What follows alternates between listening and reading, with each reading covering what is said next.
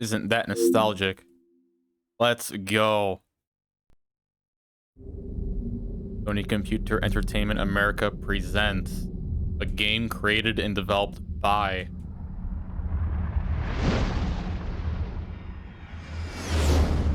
Insomniac Games. Let's go. Copyright down there. Alright, it is time to redeem myself, because quite frankly, my Ratchet and Clank playthrough on this channel is probably my worst one, aside from my Valkyrie Profile 2 playthrough.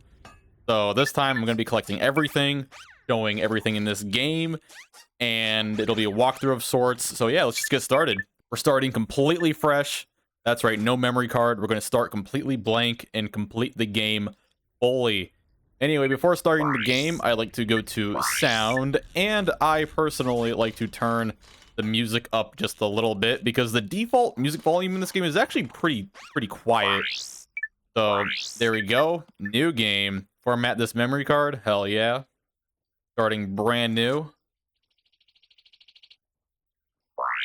There we go. All right, let's just get started.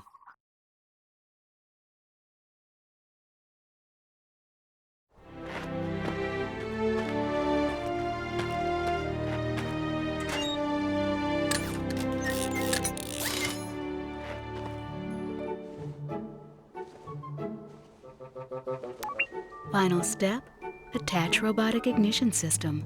Thank you for using help desk technology.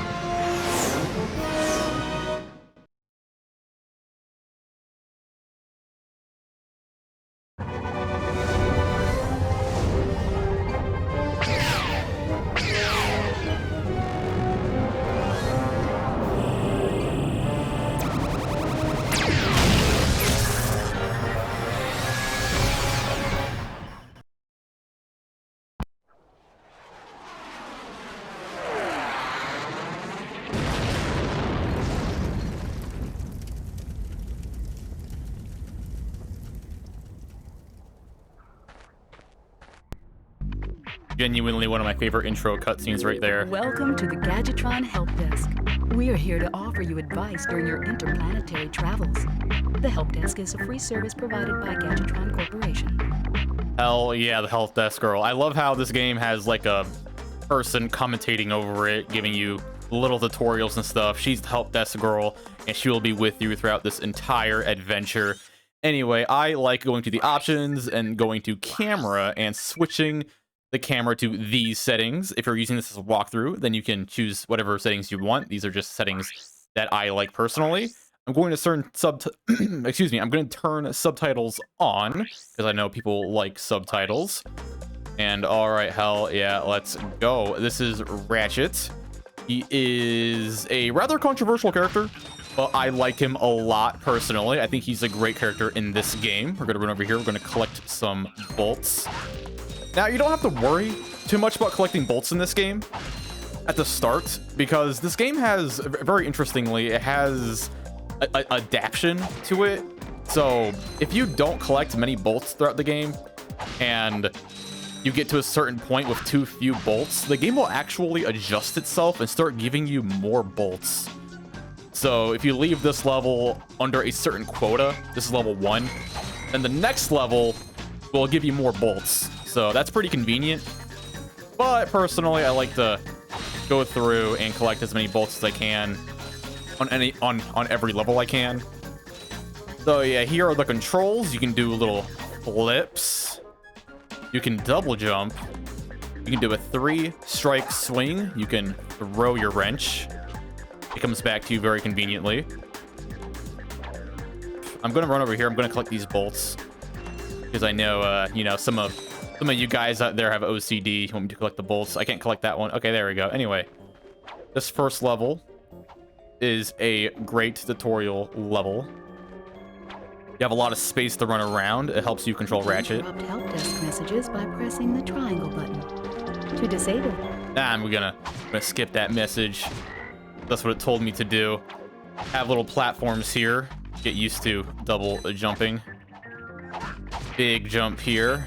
Gotta double jump across that one. Big jump. With these big gaps. The game is already throwing us very challenging platforming already right off the gate.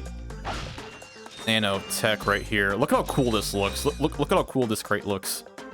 I remember when I first played this game and I first saw this, I was like, wow, that looks so cool, so shiny. That's nanotech. Whenever you sustain injury, let Gadgetron's patented nanotech system rebuild your body from the inside out. Yeah, look at the particle effects on this. Very cool looking for a PS2 game. I can't collect it right now because, you know, I'm already at full health. Also, something I love about this game is Ratchet's facial expressions. So when he's away from enemies, his facial expression is like this, very neutral. But then when you get close to enemies, his expression becomes a lot more serious. So yeah, I face the enemy, Ratchet kind of has a snarl a little bit. So I do like the dynamic facial expressions in this game. Very cool. You also get a few weapons. I mean, one weapon right now. So here is the bomb glove. Surprisingly good weapon for a weapon you get at the very start of the game. You can throw it. Does a big old blast. And he throws it really far. So you get like a really good ranged weapon. Like right off the gate. So that's really cool. Ratchet and Clank games, after this one, the first weapons you get typically aren't very good. But in this game, no, the first weapon you get, very, very good weapon. So, sure to cherish it while it lasts, you know, because, you know, the sequel, the games afterwards, no, the first weapons you get are typically basic starting weapons. They don't stay very great throughout the game. But nah, in this game, no. They want you to know how good the bomb glove is from the start. So, very good range, actually pretty powerful. The wrench is also a very good weapon in this game. Ah, I missed. I like how in this game, when you knock enemies back into crates, it'll actually break the crate. So if I hit that enemy into that stack of crates behind it, it would have actually destroyed the crates, which is pretty satisfying. It's really satisfying to do. Press the circle button to equip it, and the circle button again to fire it. You can also use it in first person by holding down the L1 button. So yeah, you can hold down L1 to view in first person, and you can aim better like that. There we go. Look how good the bomb glove is. Just killed all 3 of those enemies in one foul swoop. Yes, a very good weapon. Gonna do some flips because flipping is faster than running, weirdly enough. The fastest basic movement is the like flip over and over again. I wonder if the developers did that on purpose. I wonder if they like purposefully adjusted the movement speed so that good players can move a little faster by like flipping over and over and over again. I don't know, maybe. Look, there he is. There he is. Blank.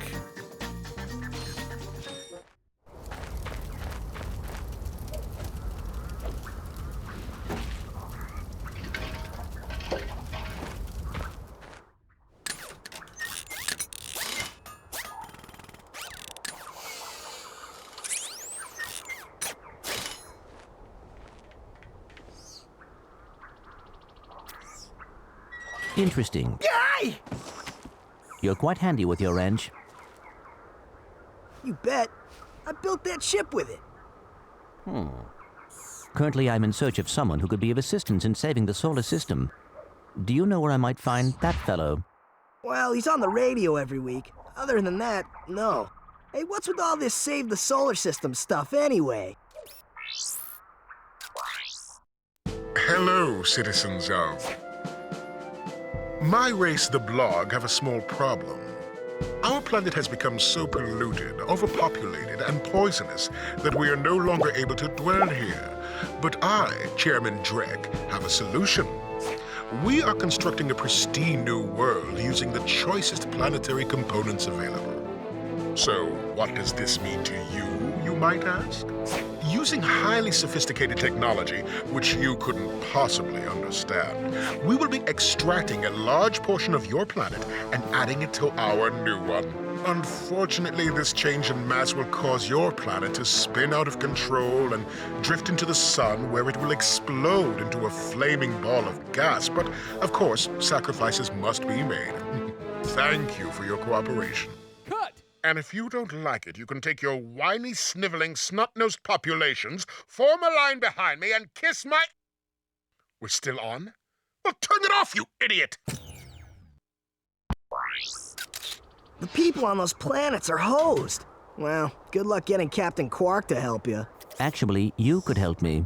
If you could use your ship to take me to the coordinates contained in this infobot, I might be able to gather further information there. Even if I wanted to, I can't. I'm missing a crucial component of the ship.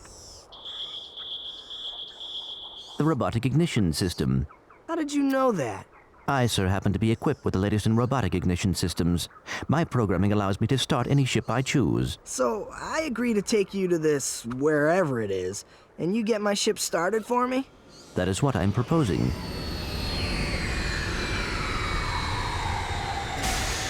Deal.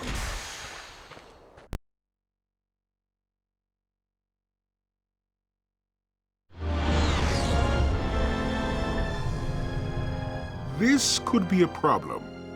Take care of it. Whoa, this is great! So that's where I've been stuck this whole time. Please return your appendages to the steering mechanism, sir. Huh? Oh, right. Sorry. Oh, and by the way, you can stop calling me sir. The name's Ratchet. Pleased to make your acquaintance, sir. You got a name? My serial number is V54296. Oops. I'll just call you Clank for short. Hang on.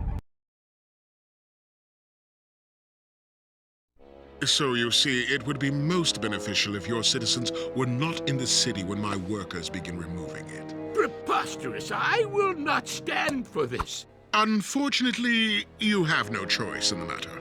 Let's just see what Captain Quark has to say about that, my good man. I don't see what's so funny. Captain Quark could dispatch you without even breaking a sweat, you puny... You have now officially worn out your welcome and my patience. This is your last chance. Stop this madness now! Okay, wait.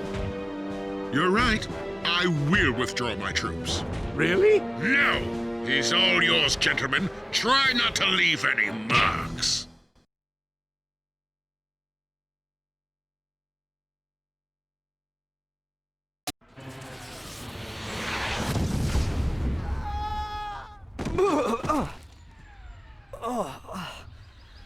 Clank?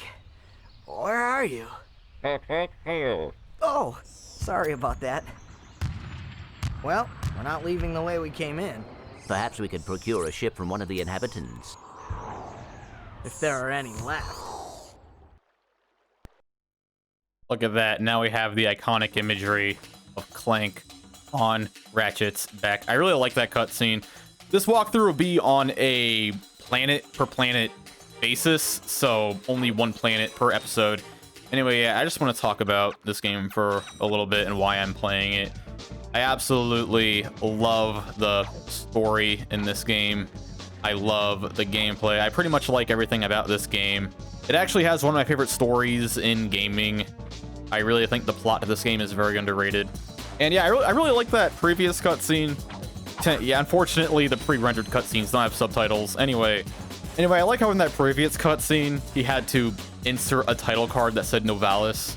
That implies that he actually sends that recording to various different planets throughout the galaxy, and he just swaps out that card for different planets.